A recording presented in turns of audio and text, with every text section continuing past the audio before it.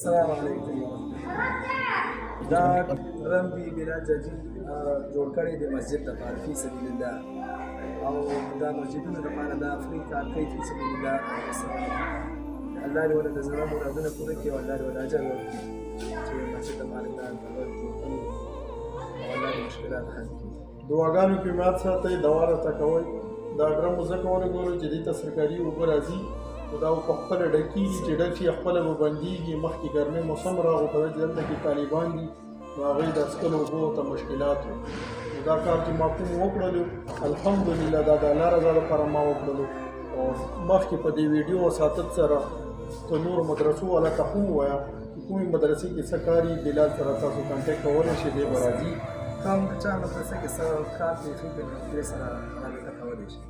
فی سبیل الله الله رضا لپاره الله د رضا لپاره فری کار دعاګانې کې مات ساتئ. جزاک الله خیر.